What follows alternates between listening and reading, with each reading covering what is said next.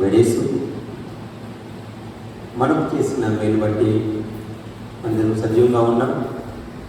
ఆయన నమ్మదగిన వాడు కనుక మనం నమ్మదగిన వాడు కాకపోయినా కూడా, మన పరిశుద్ధులు కాకపోయినా కూడా ఆయన పరిశుద్ధుడు, ఆయన మనం.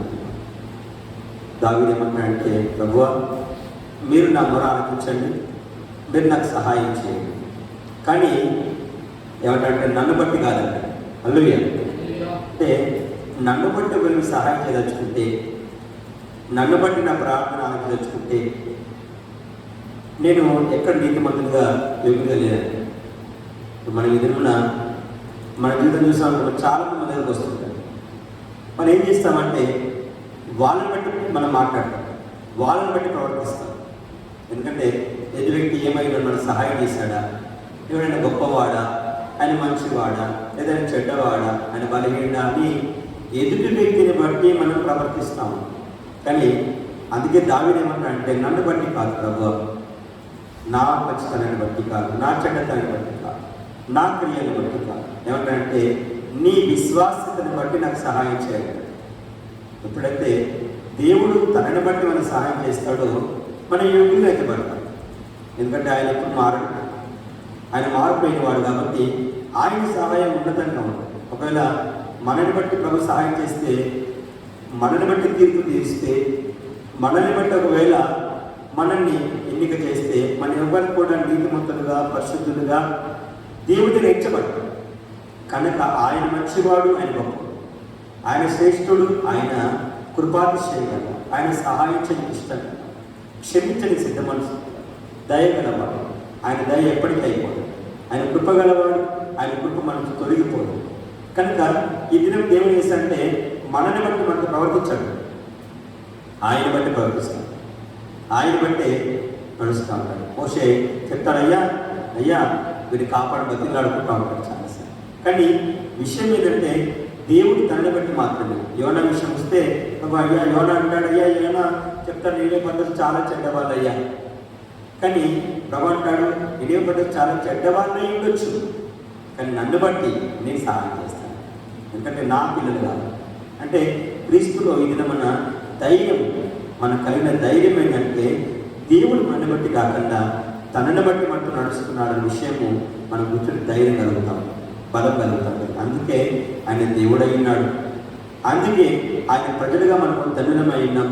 ఈరోజు క్రీస్తులో బాగా అతిశయించి ఆనందిస్తాం, సంతోషపడతాం. ప్రభు చెయ్యి ఎప్పుడు విడవడు, ప్రభు ఎప్పుడు మనకి కాదన్నా మన తోసేవాడు కదా, మన సమకూర్చేవాడు, బలపరిచేవాడు ఎల్లప్పుడూ కదా. దావీదు అంటే ఆయన క్షమించని సిద్ధ మనసు కలవాడు.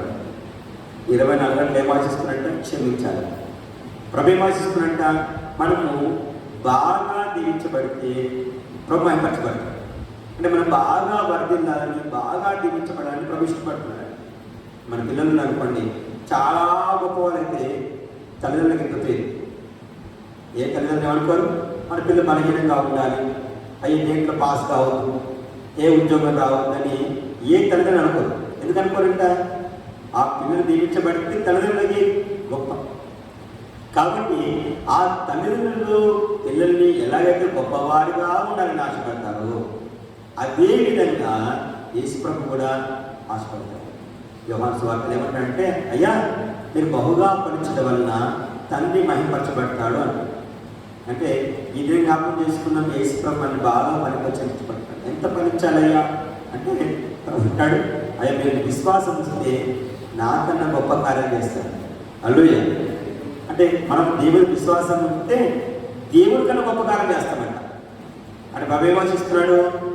మనం దేవుడి కన్నా గొప్ప కార్యాలు చేయాలని ఆశిస్తున్నాడు. మనం బలహీన కార్యం కాదంట, దేవుడి కన్నా గొప్ప కార్యాలు చేయాలని ప్రభు ఆశిస్తున్నాడు. కనుక క్రీస్తు యేసులో మనకున్న గొప్ప బాహుల్యం ఏంటంటే మనం క్షమి సిద్ధపరచబడు, మనని బాగా పరిపించబడేవాడు, మనం దేవుడి కన్నా గొప్పవాడిగా ఉండడం ఇష్టపడేవాడు. అంటే మనకు సరిహద్దులు ఏం లేవు, మనం గొప్పగా మార్చాడు దేవుడు, ఉన్నతంగా మార్చాడు. మన జీవితం ఈరోజు బలహీనంగా ఉన్నా, ఈరోజు కొత్తగా అంటే కొద్దిగా స్టార్ట్ అయినా రేపు గొప్పగా మారుతారు. మనం ఈరోజు అనుకుంటాం మేము కొద్దిగానే ఉన్నాం కదా, ఈరోజు కొద్దిగా ఉన్నామేమో, కానీ రేపు గొప్ప జనం అవుతామంట. అబ్రాహాము చెప్తాడు, అబ్రాహాము ఒక్కడే వచ్చాడు కదా, అబ్రాహాం ఒక్కడే వచ్చాడు కదా, విస్తారమైన కాలేదు అంటాడు. ఈరోజు మన ఆత్మీయతంగా ఒక్కడే వచ్చాడు, విస్తారమైన జనం కాలేదా, కావట్లేదా? ఎవరు ఆపగలిగిన జనాన్ని? ఎవరు ఆప అంటే దేవుడిని ఆశించుకుంటే ఎవరి లోపలను ఆపలేరు, ఆగరు. క్రీస్తు మనకున్న గొప్ప భాగ్యం ఏంటంటే దేవుడు మంచివాడై, మనం మేలుకోలువాడై, మనం క్షమించేవాడై, మనని కాపాడువాడై, మనని బహుగా ఫలింపచేయవాడై ఉన్నాడు. కనుక మనం ఎక్కడ బలహీనం అనుకోకూడదు, ఎక్కడ వెనుక తిరగకూడదు. ఏ రోజు నిరాశపడదు. ఇంతేనే నా జీవితం ఎక్కడ అనుకోకూడదు. అయ్యా ఈ పిల్లాయి ఉన్నా కదా, ఇదేనేమో నా బ్రతకని ఏ రోజు అనుకోకూడదు. క్రీస్తు యేసులో మనందరం ఏం చేయాలంట, బాగా దేవుడిని విశ్వసించబడించాలి. ఆయన ఉన్న దశ తీసుకెళ్తాడు. బాగా చదివిస్తుందంట, ఎక్కలేని పర్వతాలు ఎక్కిస్తాడు. మనం దేవుడిని చేపట్టుకుంటే మనం ఎక్కలేము, కానీ ఎక్కలేని పర్వతాలు ఎక్కిపజేయడానికి ఇష్టపడుతున్నాడు. కనుక దేవుడి చేత చేరినాక మనం గట్టిగా దేవుడు పట్టుకొని నమ్ముదాం ఏంటంటే, దేవుళ్ళను నీతో నడిపించు.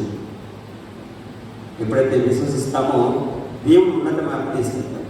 చూడండి, ఇవంతా చెప్పాము నేను, ఇదంతా జరగడానికి ఒక్కటి ప్రభు కోరుకుంటాడు. ఏంటంటే ఆయన మాటలో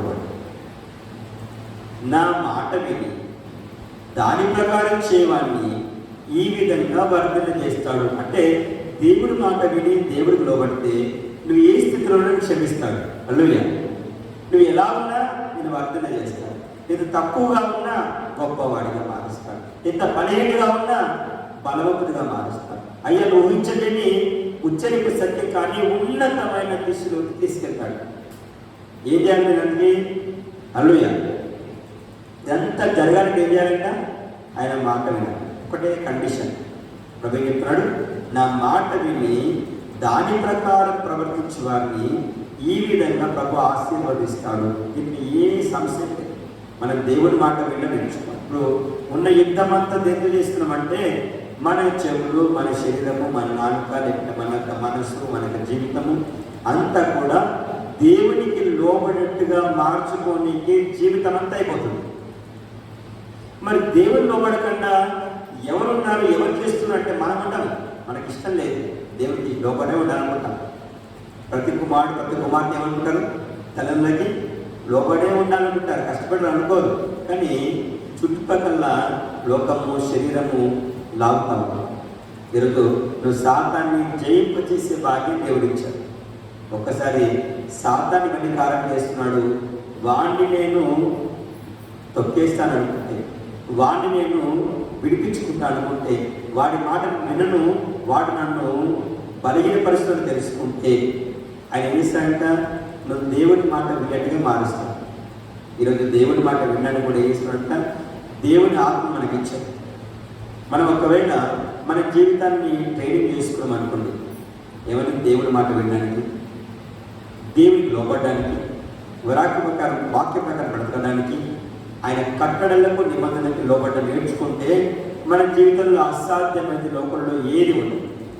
చూడండి, 119 కీర్తనకి వెళ్దాం ఒకసారి. కీర్తనలో 119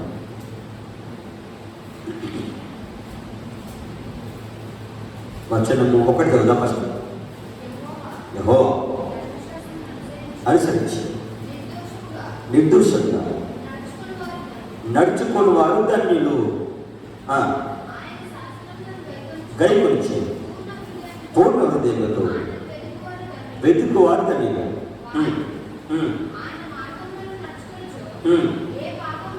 చాలా అన్నాడు. దేవుని ధర్మశాస్త్రం అనుసరించి అంటే నిర్దోషముగా నడుచుకుని దాన్ని దేవుడి ధర్మశాస్త్రానికి ఇచ్చాడు.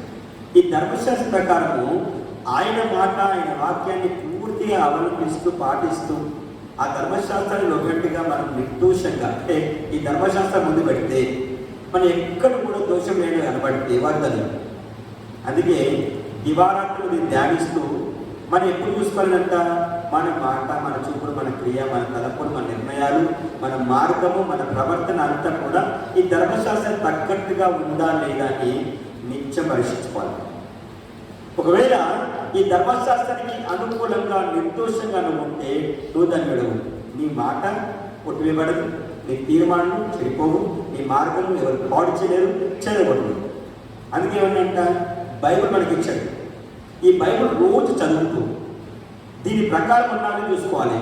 అంతకన్నా మించేదంట, నీ జీవితంలో ఏది ఎదురవుతుందా, ఒక మనిషి ఎలా మాట్లాడాలి, ఒక మనిషితో ఎలాంటి తీర్మానం చేయాలి, చూడండి ఎలా ప్రవర్తించాలి, ఒక కష్ట సమయం వచ్చినప్పుడు ఎలా నిర్ణయం తీసుకోవాలి, అయ్యా ఎలా ప్రవర్తిస్తే ప్రభుకి ఇష్టం, ఎలా జీవిస్తే ప్రభుకి ఇష్టము అని మనల్ని మనము ఈ ధర్మశాస్త్రానికి లోబట్టుగా మార్చుకుంటే, ఆ వాక్య ప్రకారం మనం కట్టుకుంటే ఏమవుతామంట, మనం నిర్దోషులుగా ఉంటాము, ధన్యులుగా ఉంటాము. అప్పుడు చేస్తామంట, ఆయన శాసనాలు ఆయన ఆజ్ఞలను గైకొని నడుస్తాం. అప్పుడు నీకు నాకు తిరుగుండదు. మనం ఎప్పుడు తిరిగి వస్తామంటే, ఎప్పుడు బలహీనంగా అవుతామో అప్పుడు మనము పట్టబడుతూ ఉంటాం. అందుకే దివారాత్రులు ధ్యానిస్తూ, దాంట్లో ఆనందిస్తూ, దాన్ని అనుసరిస్తూ, దాన్ని లోబడుతూ ఉండాలి.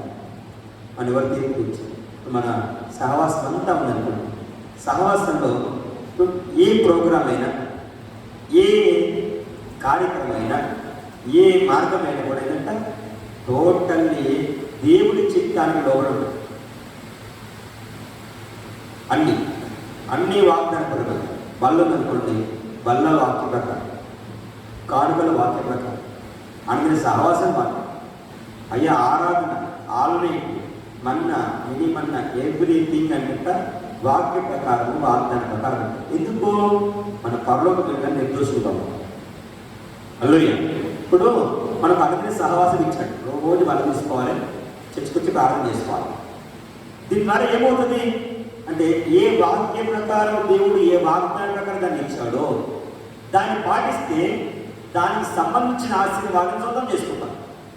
ఆల్రెడీ అనుకోండి, అయ్యా ఈ ఆల్రెడీ ఈ ప్రకారం ఇస్తే, దీన్ని అనుసరిస్తే దాని ప్రకారం వచ్చే దీవెనని పొందుకుంటాం. అంటే ఇవన్నీ పాటించుట వాక్యాన్ని ఒకవైపు నెరవేర్చడం. ఈ వాక్యం నెరవేర్చడం ఏంటంట, నువ్వు ఆశీర్వాద పాత్రగా మార్చుకోవాలి. ఈరోజు మనము చాలామంది బలహీనంగా ఎందుకు అవుతున్నామంటే, ఒకటే విషయం, మనం బైబిల్ తిరుగుతాం, బైబిల్ ఇంట్లో ఉంటుంది, బైబిల్ చేతిలో ఉంటుంది, బైబిల్ వింటాం, బైబిల్ చదువుతాము, కానీ బైబిల్ ప్రవర్తించడం చాలా ముఖ్య విషయం. మనం ఎప్పటికప్పుడు మార్చుకోవాలి కదా. పెద్ద సమస్య కాదు. నీ జీవితాన్ని ఈరోజు ఆరంభిస్తున్నావు అనుకోండి, మీరు ఆరంభిస్తున్నావు, ఇక్కడ నుంచే ఏదంట, నేను మాట్లాడే మాట బైబిల్ ప్రకారం ఉందా, పిల్లలతో ఎలా మాట్లాడాలి, పెద్దలతో ఎలా మాట్లాడాలి, ఎవరితో ఎలా మాట్లాడాలి, బైబిల్ ఏం చెప్తుంది, అది వెతకడం నేర్చుకోవాలి. తర్వాత ఆలస్యమైన పర్లే, నిన్నేం ఆలస్యమైన పర్లే, ఒక రోజు ఆలస్యమైన పర్లే, 2 రోజులు ఆలస్యమైన పర్లేదు, ఆ రోజు మౌనం ఉండి 2 రోజులు ఆన్సర్ చేయి, కానీ వెతుక్కో బైబిల్ ప్రకారం ఉంటుందా లేదా. ఇప్పుడు ఏమంట, నువ్వు నిర్దోషిగా ఉంటావు. నిర్దోషిగా ఉంటే ఏమవుతామంట, దేవుడు నిన్ను ఆశీర్వదించడానికి నిచ్చెన నడిపిస్తాను. ఇప్పుడు నీ మాట పడిపోదు. నేను చాలామంది చెప్తున్నాను, ఒక మనిషి ఒక మాట మాట్లాడేటండి, ఆ మాటకి విలువ ఎలా వస్తుందంటారు. ఇప్పుడు వస్తుంది, ఈ ఫోన్ ఉందనుకోండి, ఈ ఫోన్ను చెప్పి వస్తుంది, దీనికి విలువ ఉండదు, ఇన్ని వేలంటే ఈ ఫోన్ అంటారు. అట్లా దీనికి ఒక విలువ ఉంటుంది. ఒక మనిషి మాటకి విలువ ఎప్పుడు చూసినా ఆ మాటలో సత్యం ఉండదు.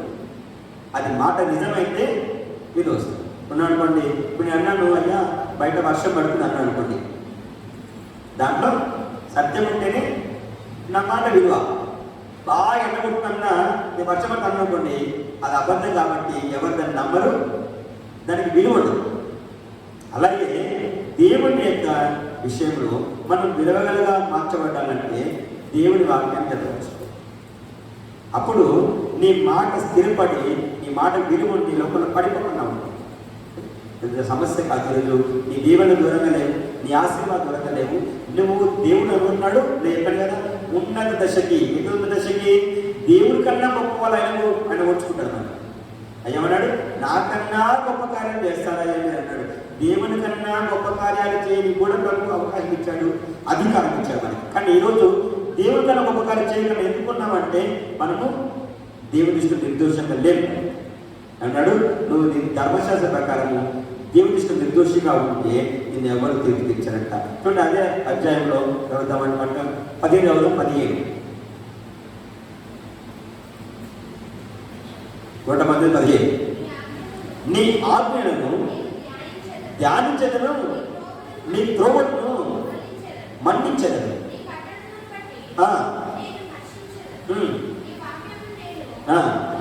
ఏమంటే నీ ఆజ్ఞను ధ్యానిస్తా. ఈరోజు గుర్తుపెట్టుకోండి, దేవుడు ఎన్నో ఆజ్ఞలు మనకి ఇచ్చాడు. ఇలా ఉండండి. ఇప్పుడు మనం కష్టం చేసినా దేవుని ఆజ్ఞ పాటించడం కష్టం అని. కానీ మనము దేవుని ఆజ్ఞకు లోబడేట్టుగా మనసుని శరీరాన్ని మంచుకున్నాం అనుకోండి, మనకు తిరుగుతుందాం. మన మనసు దేవుని ఆజ్ఞ. దేవుడు అంటాడు, చెప్పిన మాట వినడానికి మనం ఇష్టపడదు. కానీ మన మనసుని ట్రైనింగ్ చేసుకోవాలి, మన మనసుని ఉంచుకోవాలి, మన ఆలోచన ఉంచుకోవాలి. అన్నీ దేవుని లోబట్టుగా మనం మార్చుకుంటేనే మనం విలువలుగా మార్చబడతాము. ఏమన్నాడు? అయ్యా నీ యొక్క కట్టలో నేను హర్షిస్తా. దేవుని కట్టలు బట్టి అయ్యా ఇంతసేప ఇంతగానమా ఇంకెక్కువ నాని సనగను ఆనందిస్తా. దాంట్లో ఎప్పుడైతే దేవుళ్ళు ఆనందిస్తూ ఉంటావు, హర్షిస్తూ ఉంటావు, దాన్ని బట్టి విలువ పెరుగుతూ ఉంటాం. చూడండి, అదే అధ్యాయంలో ముందుకెళ్దాం. ఇక్కడంటే 70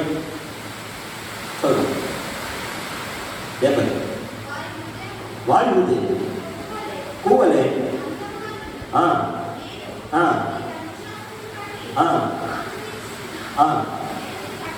నీ కట్టడలను నేర్చుకున్నట్టు శ్రమ నుండి ఉండుట నాకు మేలాయను. అయ్యా అన్నాడు, నీ కట్టలు నేర్చుకొని నీకు నాకు శ్రమలు వచ్చాయి. అల్లుయ్య, ఈరోజు ఎన్నో శ్రమలు పడుతున్నాం మనం.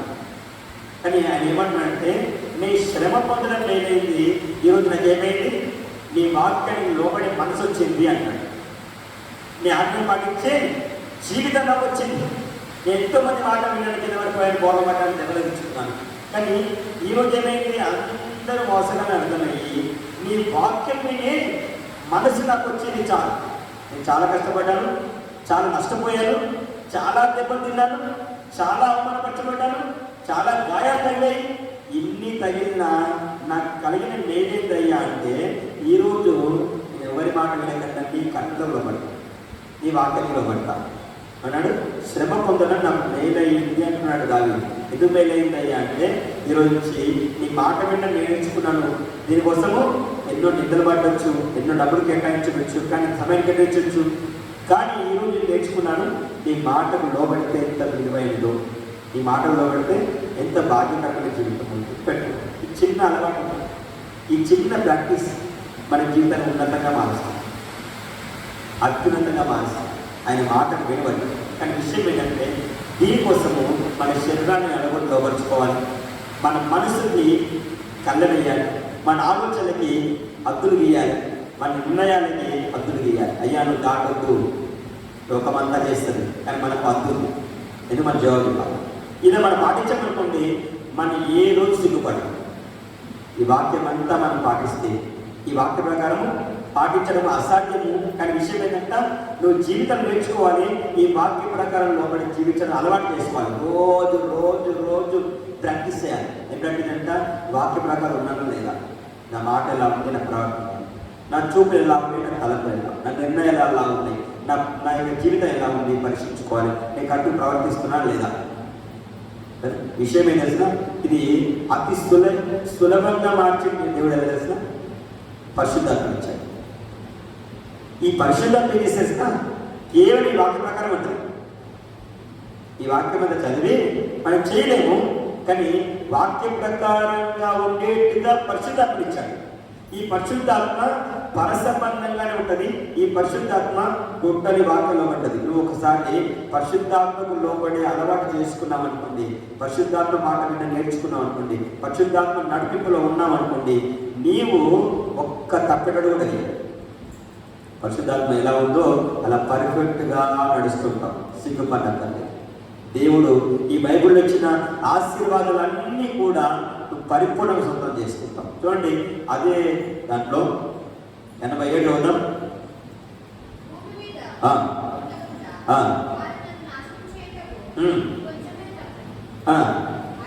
అయితే నీ ఉపదేశము నేను విడవకై ఉన్నాను,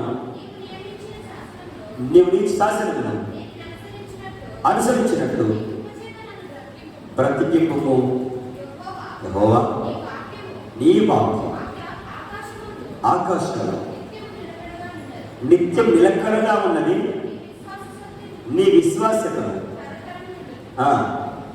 నీవు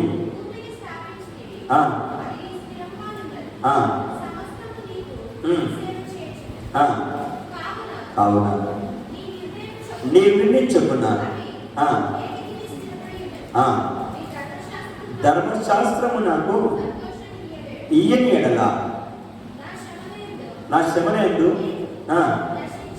చూడండి, ధర్మశాస్త్రం నాకు సంతోషించుకుంటే శ్రమ నశిస్తా. భూమి ఎలా స్థిరపరచవు, ఆకాశం ఎలా స్థిరపరచవు, నీ వాక్యం అలా స్థిరంగా నిలకడగా ఉన్నది. ఆయన మాట స్థిరంగా ఉంది. భూమి ఆకాశం కన్నా స్థిరమైన లోకంలో ఏం లేవు, అన్ని కదిలిపోతాయి.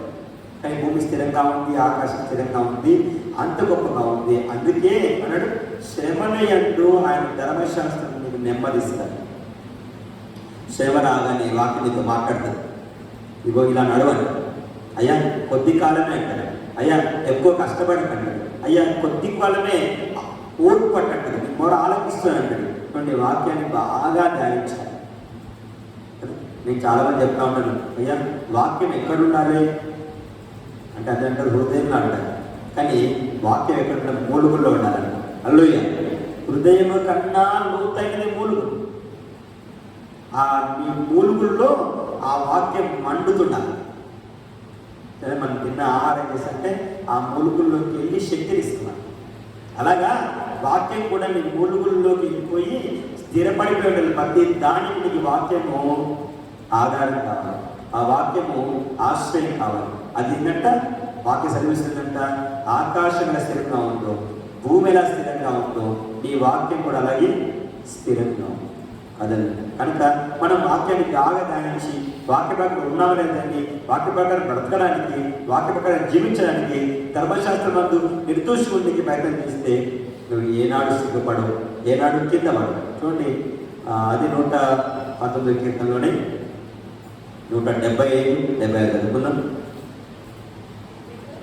175 నీవు బ్రతికిపో, స్తుతించదు.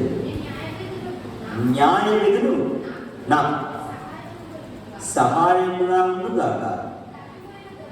గొర్రెలను నేను త్రోవించి తిరిగి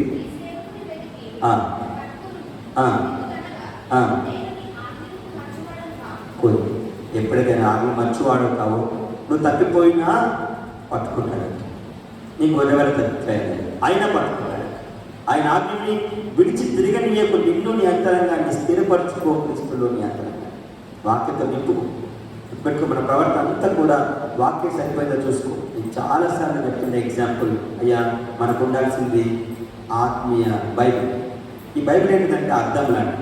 ప్రతిరోజు ఏం చేయాలంటే ఆ అర్థంలో చూసుకొని ఈ వాక్యానికి తగ్గట్టు ఉన్నానా లేదా చెక్ చేసుకోవాలి కదా. మనం ప్రతిరోజు అర్థంలో చూసుకుంటాం. చూసి ఏం చేస్తాము, మన ముఖం అంటిందా, మన ముఖానికి కావాల్సిన ఎలా ఉండాలో అలా ఉన్నదా లేదా అని వెతుక్కుంటాం.